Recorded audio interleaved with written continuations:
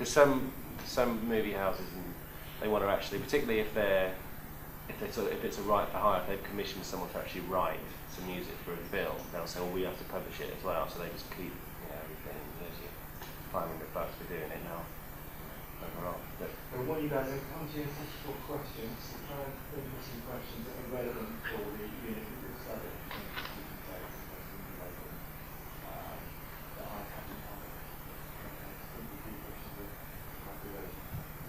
But sync's a big thing with all companies now in terms of getting revenue. In fact, I think this week, the guy that was music supervisor for Skins, Ian Neal, I think he's just been appointed like the in-house person at Sony to be responsible for getting syncs, because they've just become a really sort of important part of record company strategy. Yeah, synchronization. Sorry, I keep going to industry slang, but. Yeah, I mean, every record company now is, doing it an important part of their revenue stream. You mentioned games as well. Yeah, I mean, we've certainly got some good contacts with people like Konami and EA Games, who, really like our bands. Haven't managed to find a game yet that's right for this stuff, but I think it's, there's plenty of others. There's a few in this country as well, but it's sort of the LA people that I've been sort of going to contact with. But yeah, they're all up for new music. It's just about the right track for the right game at the point where they come to commission it, really. But I mean, games particularly for the right game, that can be a really good springboard for. I mean, we almost had a selling track go in the Pro Evolution Soccer 10. I can't remember why it didn't happen, but I mean, you have to do that for free. They don't. Japanese generally, because that's done in Japan rather than America. And Japanese don't pay for sync fees, basically it's all promotional, but that actually would be because those sorts of things are heard so much. But you've got to be careful not to devalue your product yet. You sort of got to understand the promotional value as well. So I'm thinking that you're very much focused on the music rather than the sort of performance aspect, because there's a lot of labels now that are saying in terms of digital sales, retail, the music, that's kind of a by and by. Actually, where they're starting, I'm thinking a couple of majors that are now saying where the money is in live performances, it's gigs, it's all the ancillary stuff. 360 deals. Yeah. Yeah. I don't think we'd want to get involved now. I think we're more sort of 180 deals in terms of, I think you can get involved in the publishing and I think. Can you just explain for us, if people aren't so familiar with the term, what's a 360 deal? Well, the 360 deal really is a bit of a bizarre concept, but it's basically that you not just signing the rights to your recordings to a record label, but you're also signing everything, whether it's the publishing of your songs, the merchandise, rights from they act as your live agent as well, and just take a cut from everything. Like Live Nation. Yeah, like Live Nation. Date receipts. Yeah, absolutely. The first ball. Yeah, probably. Yeah, 20% of that. Yeah. So I don't know that it works for an indie label to sort of try and get involved in being the promoter or an agent as well, but I don't really see why that would. I don't know. I mean, it's not their field of expertise. You haven't got the. I think there's a conflict of interest potentially for us. You've got to be careful. Is there not a bit of insurance? I mean, aren't you worried that the band that you sign today is going to be the worldwide smash next year, and they've gone and signed to a major? You've pumped all this kind of money into them in terms of marketing and promoting them. You've broken them. You've got them on Six Music. You've got them on 1Extra or wherever. They go and sign to your friends Universal or Sony, and you go, right, okay, that was a blast. And all you've got really is that catalogue. Maybe if you did a 360 deal that looks to the future, and maybe you should earn some of their future receipts, whoever they will be.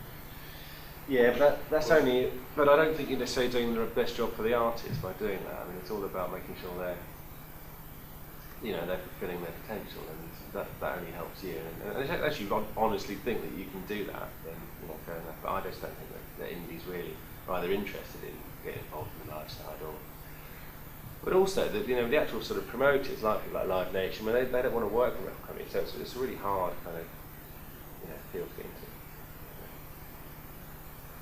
I mean, even managing an artist, if it's the same, if you're I do know some people that manage an artist and they're signed to their label and they're on their publishing company, and that can get tricky, I think, in terms of conflict of interest. You want to be careful with that, but certainly legally. How would you go if one of your artists went signed to Sony or Universal? Do you sign your artists for a finite amount of time? Or no, we haven't done. We're generally just doing it on a sort of release by release thing. There's not really any point in doing anything beyond that, and I think legally you'd sort of safe doing that as well. There's not really any point in sort of committing it, because if Selin went and signed to Sony tomorrow, that wouldn't damage us particularly in any way. And if they really did get increased profile, we would just sell more of their back catalogue and in the publishing as well. So I don't really see a particular reason to sort of hold people to a barrel over. I mean, maybe in the short-term future we might look at sort of 2-3 album deals, but certainly nothing beyond that. Any questions so far? Yes. Earlier you said about Omar as a retailer site, the distribution. Yeah.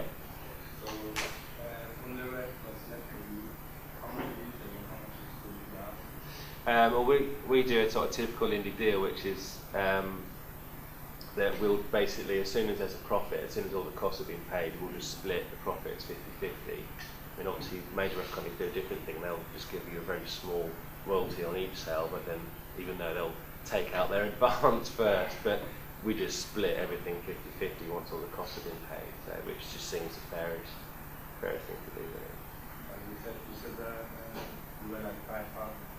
So that's a workout. Well, no, we don't pay ourselves. In terms of the company, it's just split 50-50.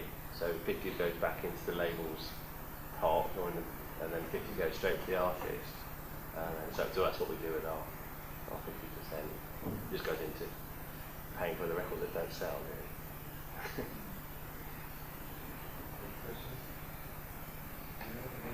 So you're not living the lifestyle of Guy Hands. Guy Hands is the boss of EMI. At the moment. At the moment. Yeah. Yeah. No, I mean. Why are you doing this? It is a passion and it is a labour of love, but it's also developed into something else, particularly as I got more involved in the kind of sync side of things, and we've expanded into another little label and publishing company as well. There's kind of more going on, and there is, having done some research by taking international trips to both Japan and America over the last year, there's more scope for it, actually developing into something that's actually a business that can actually make some money. But it's just taken this long to sort of get to that scale and also learn enough really to sort of work out how to do it properly, actually sort of get some revenue in. But also just links into the other things that I do. It links into the radio stuff. It links into my job at CME with arts organisation I work for, and it's a passion in terms of. I mean, initially it's about just putting music out there that you really feel passionate about and want to share. And don't really know what else to do with it. Would you say that's the fundamental difference sort of between a major and an indie these days? Is that a major or a large label is about business, whereas indie labels it's about passion. It's not necessarily about making money. It's driven. It does become about making money eventually anyway, just to survive. But